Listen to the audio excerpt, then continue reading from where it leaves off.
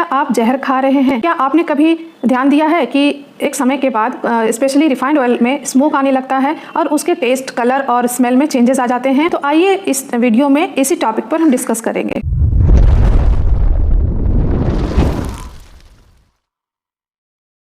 नमस्ते, मैं हूँ शालिनी। मेरे इस वीडियो में आपका स्वागत है। फ्रेंड्स, मैं अपने एक ऐसे घटना के बारे में बात करना चाहती हूँ। मैं एक अपने परिचित के घर पे अपनी फैमिली के साथ गई। थोड़ी देर उनके घर पे बैठने के बाद अचानक से कमरे में स्मेल आने लगा और धुआं पूरा भर गया। तो मुझे लगा शायद कुछ प्रॉब्लम है। मैं उठ करके किचन में गई तो मैं वहाँ देखती हूँ कि कुछ तला जा रहा है। तो देखा कि नाश्ते वगैरह वो बना रही थी जिसमें पकौड़े थे। तो वो इतना ज़्यादा वो जल रहा था, उसका ऑयल, उसमें से स्मोक आ रहा था और उसका जो तेल का जो गंध था वो भी उसमें बिटरनेस आ चुका था। फिर हम थोड़े समय के बाद वहाँ से हम लोग वापस जब घर लौट आए तो मैं सोच रही थी कि आखिर ऐसा क्यों हुआ। इस तरह के ऑयल को खाने से हमारे सेहत पर क्या नुकसान हो सकता है, क्या यह सही है? तो आइए इसके बारे में मैं डिटेल्स में आपसे बात करती हूँ। आइए इसे समझने के लिए मैं एक लिस्ट दिखाती हूँ जिसमें सभी ऑयल्स का जो स्मोक पॉइंट होता है उसको हम समझेंगे। यहाँ आप लिस्ट में आप देख सकते हैं कि सभी तरह के जो ऑयल्स हैं उनका स्मोकिंग पॉइंट बिल्कुल अलग अलग है। हमें इसी स्मोकिंग पॉइंट का ध्यान में रखते हुए खाने को बनाना चाहिए। अब आपके दिमाग में यह प्रश्न आ रहा होगा कि आखिर स्मोकिंग पॉइंट से पहले तक ही हमें कुकिंग क्यों करना चाहिए? तो आइए एक चीज और समझते हैं कि जब भी हम ऑयल को गर्म करते हैं तो वो दो चीजों में टूटता है। सबसे पहला ग्लिसरॉल और फिर फैटी एसिड। यही जो ग्लिसरॉल है, ज्यादा ऑयल जो गर्म होता है तो बाद में एक एक्रोलीन नाम का पदार्थ में कन्वर्ट हो जाता है जो हमारे शरीर के लिए जहर का काम करता है। अब आप अपने घर में जब भी रहें तो आप ऑब्जर्व करिएगा कि जब भी रिफाइंड ऑयल में आप कुछ तलते हैं तो एक टाइम के बाद वह ऑयल रख देने के बाद उसका कलर चेंज हो जाता है, हल्का नीला कलर का और थोड़ा गाढ़ा और चिपचिपा सा हो जाता है। बिल्कुल ये जहर के रूप में वो कन्वर्ट हो जाता है। इसलिए फ्रेंड्स, जब भी आप इस तरह का ऑयल को यूज़ करें तो दोबारा इस्तेमाल ना करें।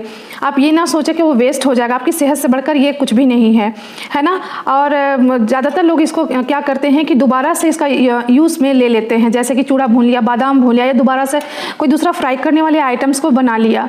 कोशिश करें इसे फेंक दें। दूसरा, जब हम डेली दाल को बनाते हैं तो स्वाभाविक है उसे हम छौंका लगाते हैं। तो कभी कभी हम जब उसे तड़का लगाने के लिए ऑयल को गर्म करते हैं तो उसमें आग लग जाता है। पूरी तरह से वो ऑयल का उसका स्वाद भी खराब होगा और उसका जो क्वालिटी है वो भी खराब हो जाएगा। इसलिए अच्छा है उस ऑयल को आप फेंक दें, फिर दोबारा फ्रेश ऑयल से आप उसमें आप छौंका लगा सकते हैं।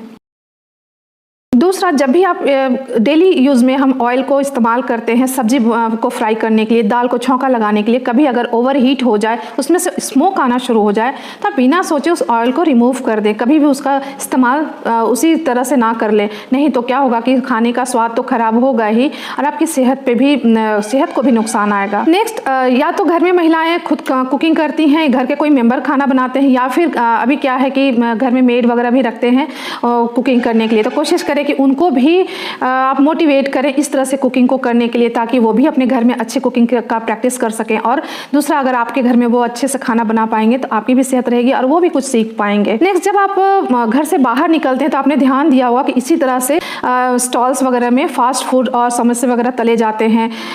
ऑयल को पूरी तरह से हीट करके आपने देखा होगा कि पूरा एकदम गर्म रहता है और उसमें से धुआं निकलता रहता है।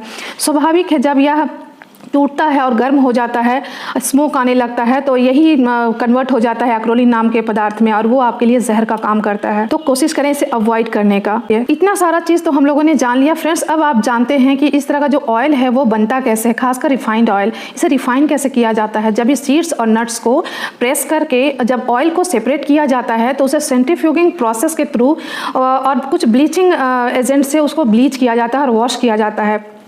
फिर क्या होता है, इस प्रोसेस के बाद जो सीड से सीड केक अलग हो जाता है और ऑयल बिल्कुल सेपरेट हो जाता है। वही ऑयल बाद में जब ब्लीच कर दिया जाता है तो उसका कलर बिल्कुल ख़त्म हो जाता है और उसमें कोई भी सुगंध नहीं रहता है, बिल्कुल ओडरलेस होता है। यही हमारा रिफाइंड ऑयल है। और जो सीड केक बचा वो पता है क्या में काम आता है? जानवरों के खाने के तौर पे। और आपको पता होगा कि यही सीड केक जो है इसमें बहुत ज़्यादा प्रोटीन होता है। अब आप खुद सोच करके देखिए, जो हाई प्रोटीन वाला भाग है वो चला गया चारे के रूप में जानवरों के पास, आपके पास क्या बचा? जहाँ तक आपको पता होगा कि जितने भी ऑयल्स हैं सभी में जितने भी फैट सॉल्युबल विटामिन्स है वो पाए जाते हैं, A, D, E और K। और अभी जो रिफाइंड ऑयल का जो हम लोग प्रचलन है उसमें अलग से फोर्टिफाई कर दिया जाता है इस तरह के वाइटामिन्स को, जो हमारे बॉडी के इस तरह के वाइटामिन्स का एब्जॉर्प्शन हमारा बॉडी बहुत अच्छे से नहीं कर पाता है, तो हमारे बॉडी को वो विटामिन्स भी तो नहीं मिल रहे हैं। फ्रेंड्स, आज की वीडियो में बस इतना ही था। अगर आपको ये वीडियो पसंद आया हो तो इसे लाइक ज़रूर करें और जितना हो सके इसे शेयर करें, और मिलती हूँ नेक्स्ट वीडियो में। तब तक के लिए खुश रहिए, हंसते रहिए और सेहतमंद रहिए।